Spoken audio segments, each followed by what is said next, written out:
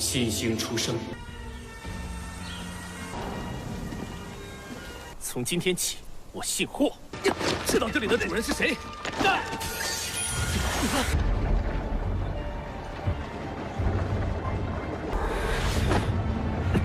霍云儿不准再出公爵府。这把匕首，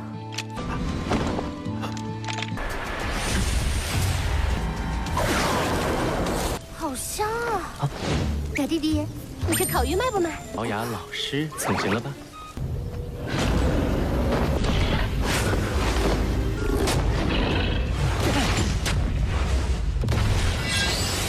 躲不开了。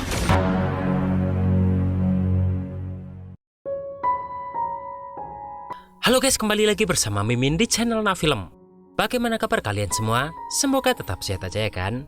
Dan pada hari ini akhirnya Donghua yang kalian tunggu-tunggu dan selalu tanyakan akhirnya rilis juga, yaitu Solen 2 Sekte Tang yang tak terkalahkan. Meskipun hari ini Solen 2 ini langsung keluar 2 episode sekaligus, tapi Mimin akan buat per episode aja ya, biar nanti gampang kalian nyarinya. Dan Solen 2 ini mengambil latar 10.000 tahun setelah Tang San dan 7 monster Shrek pergi ke alam dewa. Dan pastinya MC kita sekarang sudah diganti oleh pemuda di generasi baru yang bernama Wu Yuhao, yang masih mempunyai garis keturunan dari Dai Mubai.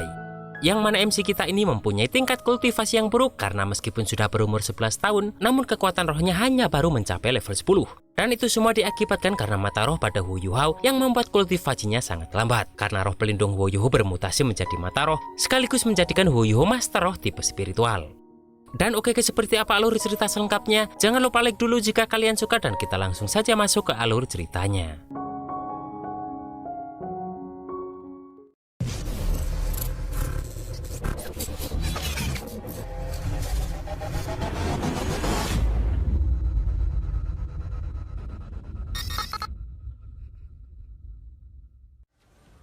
Di awal film kita akan melihat saat Tang San terbang, dia melihat bahwa ada bintang baru di benua Doulo yang sudah lahir. Tang San pun kembali ke alam dewa dan langsung disambut oleh istrinya yang cantik, siapa lagi kalau bukan Xiaowu.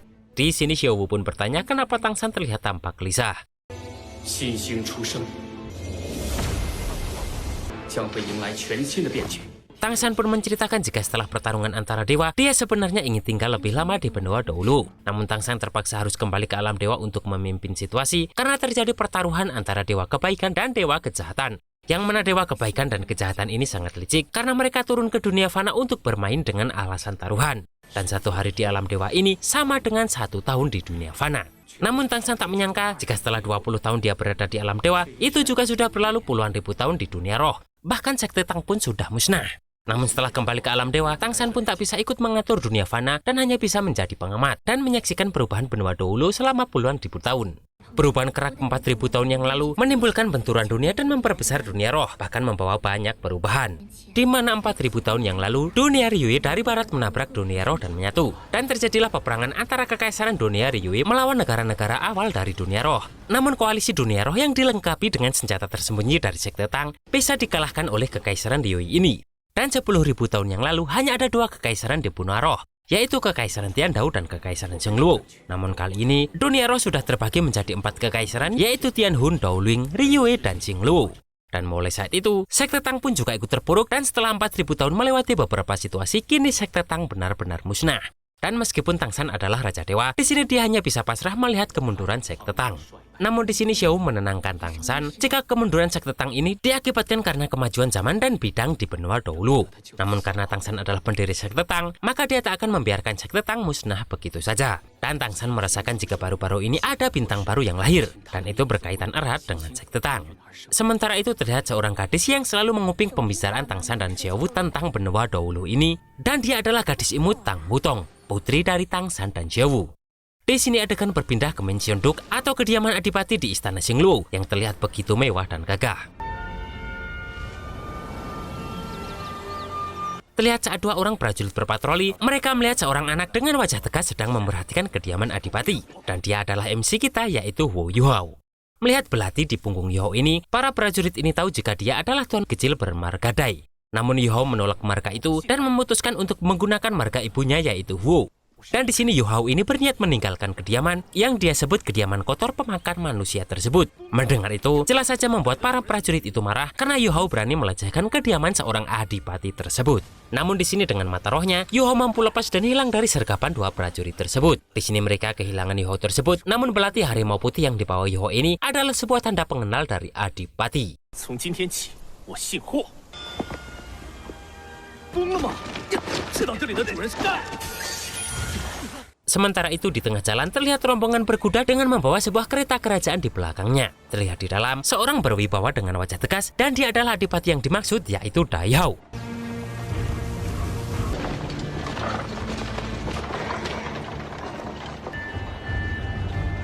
Di perjalanannya kembali ke istana tersebut, Dai Hao ini melihat sosok Yu Hao di sebelah jalan. Namun dengan cepat, Yu Hao ini langsung bersembunyi dari pandangan Dai Hao ini.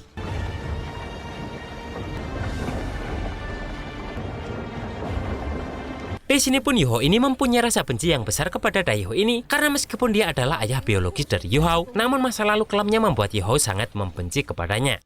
Ibu Yu Hao yang bernama Hu Yun-er sebenarnya adalah seorang pelayan di kediaman adipati. Namun Dai Hao jatuh cinta kepada Yun-er dan terjadilah jalinan cinta di antara mereka berdua, kemudian lahirlah Yu Hao ini. Namun Dai Hao ini jelas saja sudah mempunyai istri resmi dengan status yang tinggi, hingga membuat Yun-er ini diasingkan dari kediaman dan harus tinggal di gudang kayu halaman belakang kediaman adipati. Di sini Yu Hao pun selalu disebut anak haram oleh para penunggu kediaman Duk karena hubungan gelap Yun-er dan Dai Hao ini. Yun-er ini tinggal di gudang kayu belakang sambil tetap merawat Yu Hao sendirian, hingga pada akhirnya dia jatuh sakit.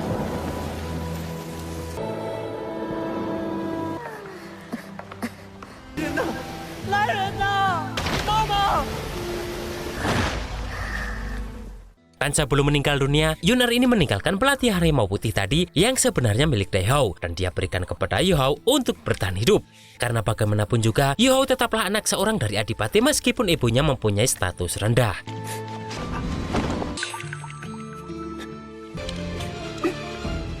Karena kekuatan roh Yu Hao saat ini sudah mencapai level 10, di sini pun dia berniat mencari cincin roh untuk dirinya dan menjadi master roh sambil bersumpah di depan makam ibunya. Dan di sini Yu Hao pergi menuju hutan Qingdou mencari binatang roh demi bisa lebih kuat untuk mencari keadilan mendiang ibunya tersebut. Yu Hao pun terus berjalan sendirian menuju hutan Qingdou hanya dengan mengandalkan peta yang dia miliki. Siang malam dia lalui dan tak terasa sudah 6 hari dia melakukan perjalanan panjang tersebut.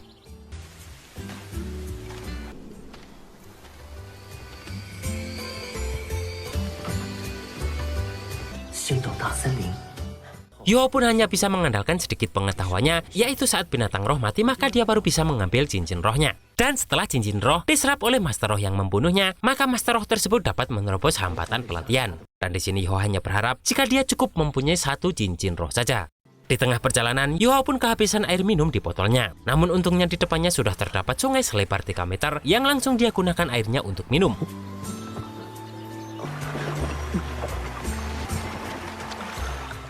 Melihat ikan di sungai tersebut, Yu Hao pun langsung mengambil ranting pohon dan berusaha meruncingi dengan belatinya. Namun setiap kali dia menghunuskan belati tersebut, dia selalu terngiang-ngiang perkataan ibunya bahwa bagaimanapun juga Yu Hao adalah anak Dai Hao.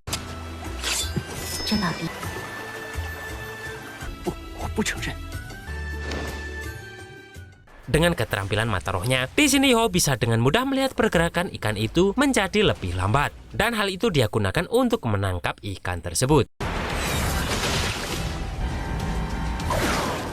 Setelah itu dia pun langsung membakar ikan tersebut, namun terdengar suara gadis yang bertanya apakah Yu Hao menjual ikan tersebut, karena aroma ikan bakar Yu Hao ini sangatlah lezat. Namun Yu Hao yang mempunyai hati baik, memberikan ikan bakar itu begitu saja kepada gadis tersebut. Dan gadis itu adalah Tangnya, ketua sekte Tang saat ini dan satu-satunya anggota dari sekte Tang.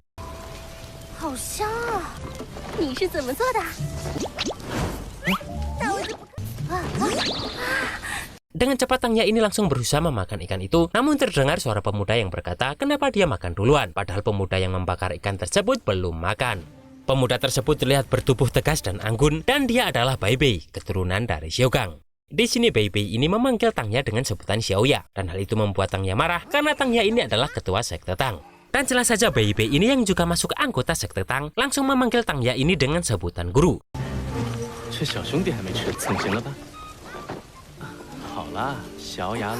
Di sini Yoho berniat memberikan ikan tersebut kepada Bebe, namun Bebe sedikit sungkan karena Yoho yang menangkap ikan dari sungai itu belum makan. Namun Yoho berkata tak apa-apa karena dia masih bisa menangkapnya lagi.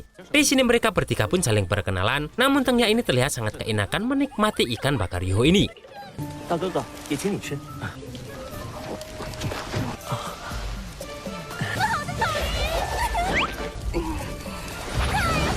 Setelah semua ikan habis, di sini Yoho berpamitan untuk pergi. Bebe pun langsung bertanya kemana Yoho akan pergi karena hutan itu sangat berbahaya, apalagi dekat dengan hutan Qingdao yang jelas banyak monster roh yang berbahaya. Namun tanpa menjawab, Yoho pun berlalu pergi begitu saja. Tangya pun merasa jika Yoho ini berencana ke hutan Qingdao, dan Bebe berpikir jika Yoho ini memang sedang ingin memburu cincin roh karena dia melihat Yoho ini mempunyai kekuatan roh. Namun menurut Tangya, nyawa Yoho akan terancam jika gegabah pergi sendirian karena kekuatan roh dalam tubuh Yoho ini sangat lemah menurutnya. 可能就是去猎取魂环的。 Tak lama kemudian Yoho pun sampai di depan gerbang hutan Qingdao dan dia pun sangat bersemangat karena sangat ingin mempunyai cincin roh. Dan dia hanya bisa mengandalkan kemampuan bela dirinya yang tak seberapa itu.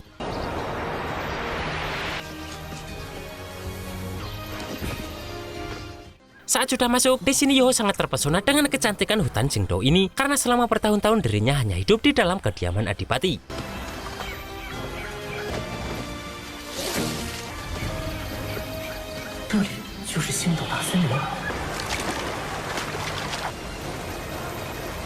Saat Yoho terus berjalan masuk, di sini terlihat sesuatu yang sedang mengincarnya. Di sini Yoho pun sebenarnya sudah sangat waspada, namun tiba-tiba muncullah seekor kera babon yang menyerang Yoho dengan cakar tajamnya.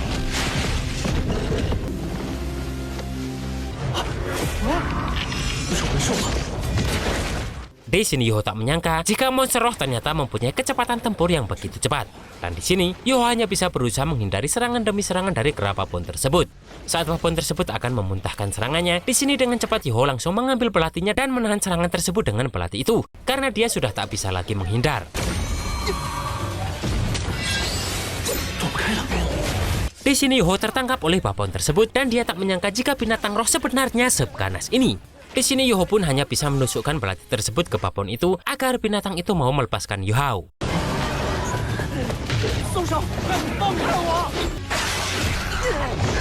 Namun di sini babon itu langsung menyerang Yoho dan Yoho hanya bisa pasrah mengayunkan belatinya sambil tak sengaja menggunakan mata rohnya.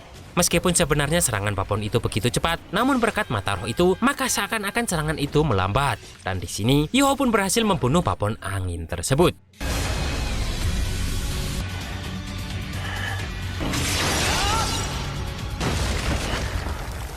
Namun sayangnya di sini Yoho juga terjatuh akibat dari serangan menakutkan babon tadi.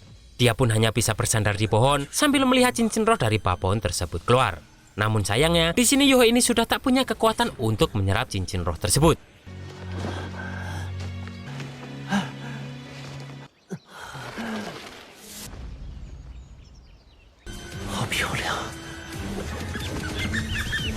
Tiba-tiba di sini Yoho merasakan hawa dingin dan terlihat es langsung menutupi tempat itu. Terlihat pula sesuatu muncul dari tanah dan terlihat satu binatang roh lain yang muncul. Yoho pun hanya bisa samar-samar memperhatikan binatang tersebut dengan hawa dingin yang menyelimutinya.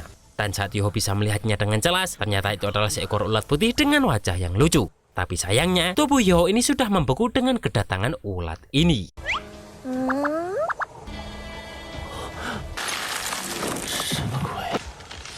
Dan pada Shaolin 2 episode 2, kita akan melihat jika ulat tadi akan menjadi cincin roh pertama Yoho dengan sukarela.